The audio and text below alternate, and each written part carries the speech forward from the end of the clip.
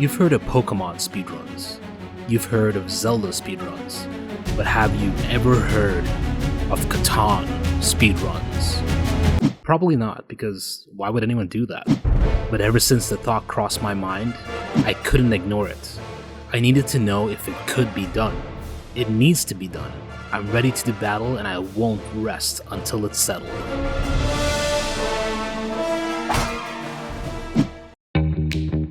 Here's the challenge. Hypothetically, how quickly can someone win a game of Catan if played perfectly, and everything went their way? And I mean everything. Perfect dice rolls. Perfect placements. Perfect development cards. And perfectly dumb opponents. This should be interesting. But in my excitement, I got ahead of myself and did something stupid. I placed an insane bet with my wife that I could design a perfect run in Catan, where a player could win the game on their first turn. First turn! My wife laughed at me and said, "Do you want to bet on it?" And in my pride as a gamer, I agreed without checking the fine print. To which she then added, "If you fail, whenever we play Catan, you have to give me all the cards you start with. Forever." Well, sheep. The pressure is on. I've made my bed and now I have to lay in it. Now I just need to think of an idea of how to do this. Thinking. Man, this bit is uncomfortable. As a first attempt, I needed to just get a feel of how plausible this was. I set up a game board and played it out. After one round, I barely had a road placed and some leftover cards that I couldn't buy anything with. A complete failure. I was about to throw in the towel after a 5-minute attempt, but then I remembered. I need to finish this video. So I took some notes from my failure. I learned very quickly that even with good placements and perfect rolls, I still would not have enough resources to get 10 victory points within one round. In my desperation, I thought back to the challenge at hand, hoping to find some loophole I could abuse. Hypothetically, how quickly can someone win a game of Catan if played perfectly and everything went their way? Everything went their way. And then it hit me like a ton of bricks.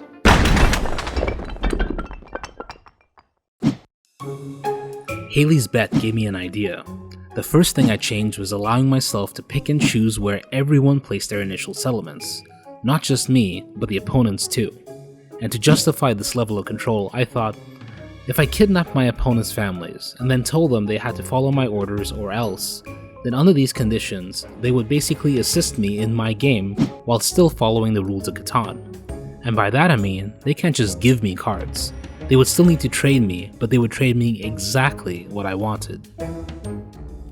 Secondly, I played under the assumption that the dice would roll exactly the numbers I need, because in a real game, in Infinite Universes, that could happen. Now, with this new plan in place, I set up another game. This one went way better. Right at the start, my hostages, the other players, traded me their starting cards with 2-to-1 deals, landing me at least 12 cards on turn 1. I was in a much better position than my last attempt, but still way short of my goal. This was impossible. I'm going to lose that bet with my wife, and be screwed in all our future games of Catan. But there was still one idea that seemed plausible. I went back to Haley and explained that this was a silly bet and a one-turn win was impossible. I asked her to take it back, but then she did something I didn't expect. She said, "Ken, trust your instincts. When you had the idea, some part of you truly believed it was possible. Step back, breathe, and think back to that moment."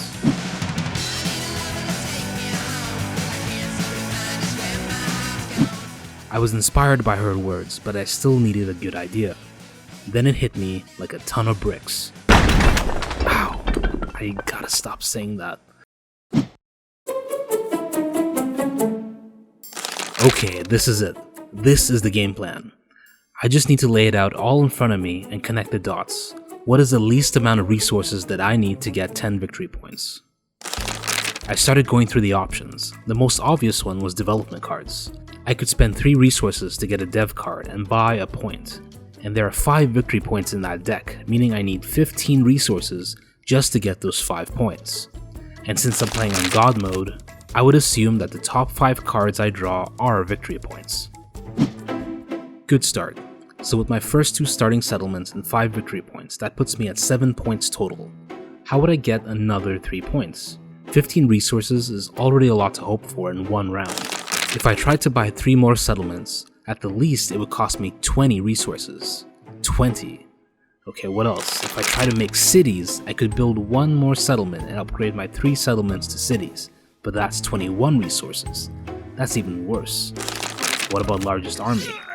I would need to buy 3 more victory cards, which is pretty cheap, but then I would have to wait 4 turns to play them all. That's way beyond my first turn. Okay, what about longest road? I could do that with 10 resources. Okay, not bad, big difference from the other options. So in total, I would need 25 resources in 1 round. That's the game plan. Find a way to generate 25 resources on my first turn. But then I realized what the real challenge was. I needed to have the perfect hex setup with the perfect placements and the exact dice rolls to get those resources. Which, if I counted right, is 6 ores, 7 sheep, 7 wheat, 2 wood and 2 brick in 1 round. It's time for diagrams and spreadsheets. I set up a basic Catan board in Illustrator and started moving around hexes and coloring in tiles. Although I could place the hexes where I wanted, since those were essentially random, I had to abide by the order of the numbered tokens following their A to Z placement rules, and the number of hex resources allowed.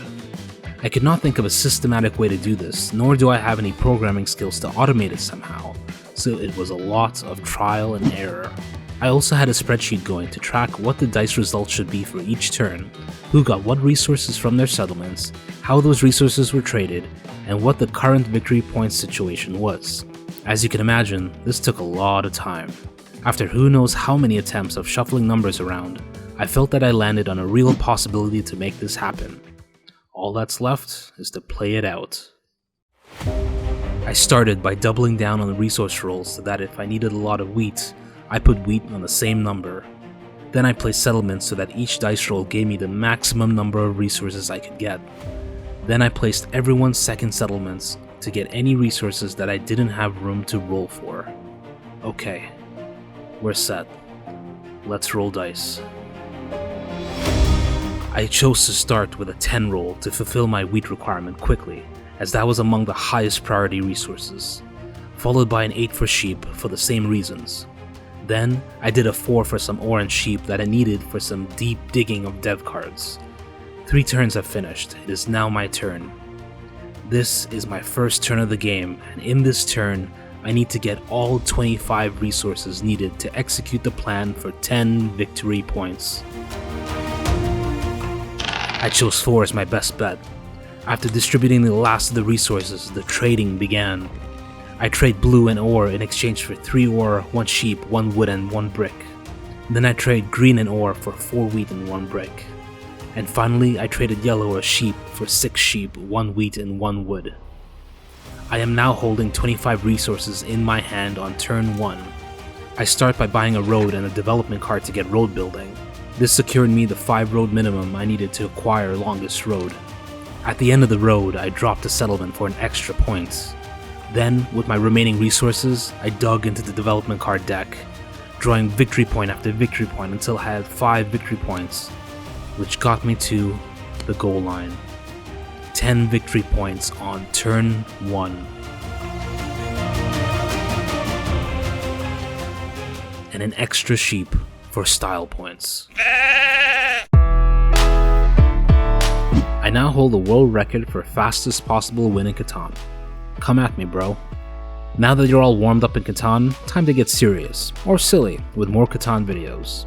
Don't forget to like, comment, and subscribe for more ways to get lost in play.